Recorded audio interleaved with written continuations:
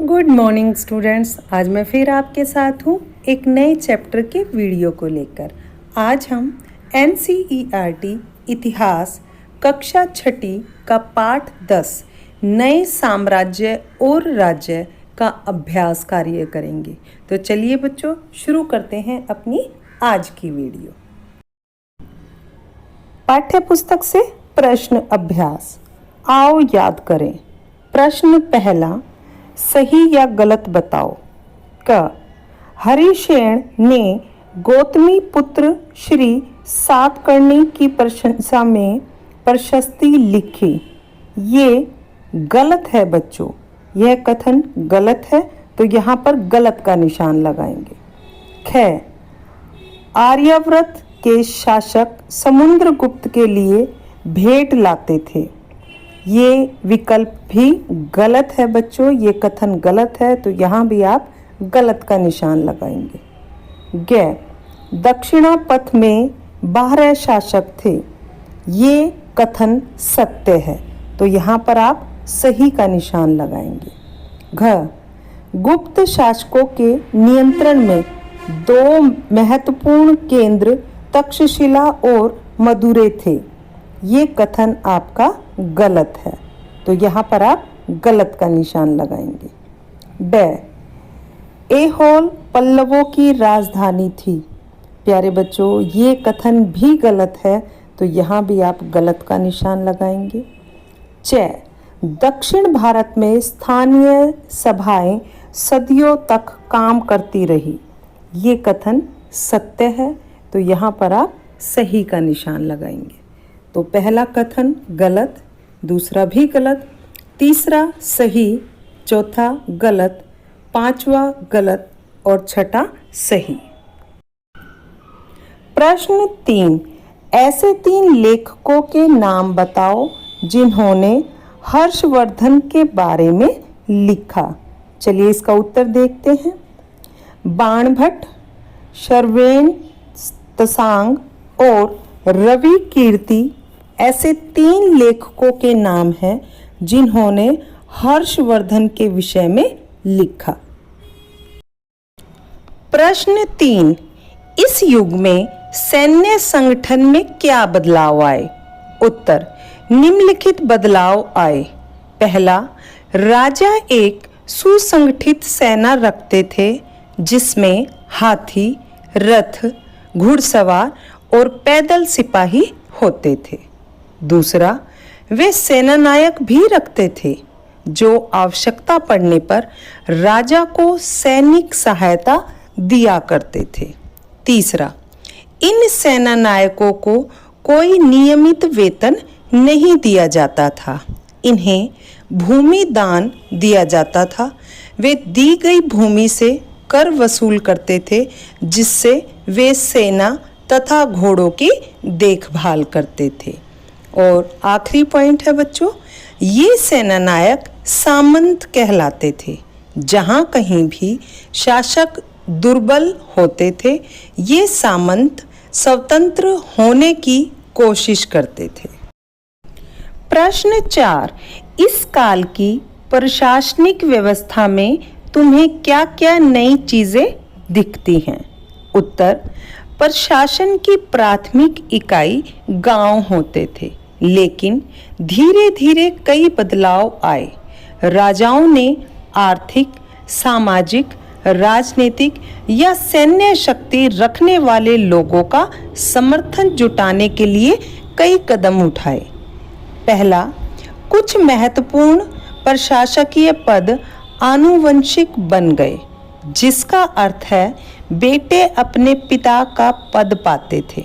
जैसे कि कवि हरिशेन अपने पिता की तरह महादंडनायक अर्थात मुख्य न्याय अधिकारी थे। दूसरा, कभी कभी एक ही व्यक्ति कई पदों पर कार्य करता था। जैसे कि हरिशेन एक महादंडनायक होने के साथ साथ कुमारामात्य अर्थात एक महत्वपूर्ण मंत्री तथा एक संधि विग्रहिक अर्थात युद्ध और शांति के विषय का भी मंत्री था। तीसरा पॉइंट, स्थानीय प्रशासन में प्रमुख व्यक्तियों का बोलबाला था। इनमें नगर श्रेष्ठी यानी मुख्य बैंकर या शहर का व्यापारी, सार्थवाह यानी व्यापारियों के काफिले का नेता, प्रथम कुलिक अर्थात मुख्य शिल्पकार तथा कायस्थों यानी लिपिकों के प्रधान जैसे लोग होते थे।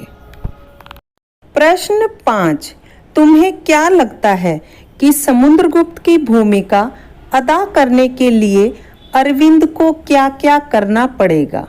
उत्तर, अगर अरविंद राजा समुद्रगुप्त की भूमिका अदा करता है तो उसे निम्नलिखित कार्य करना पड़ेगा। पहला, वह शाही वेशभूषा में मूंछों पर ताव देते हुए रुपहले कागज में लिपटी तलवार को शान से पकड़कर चहलकदमी करेगा। दूसरा, वह राज सिंहासन पर बैठकर वीणा बजाएगा और कविता पाठ भी करेगा। तीसरा, वह एक महान योद्धा की तरह कई युद्ध लड़ेगा और उन युद्धों को उसे जीतना पड़ेगा। प्रश्न 6, क्या प्रशस्तियों को पढ़कर आम लोग समझ लेते होंगे? अपने उत्तर के कारण बताओ। उत्तर, आम लोग प्रशस्तियों को पढ़कर नहीं समझ पाते होंगे क्योंकि वे संस्कृत में होती थी। संस्कृत आम लोगों की भाषा नहीं थी। आम आदमी सामान्यतः पढ़े लिखे नहीं थे, इसलिए प्रशस्तियों को पढ़ना और समझ जाना उनके लिए संभव नहीं था।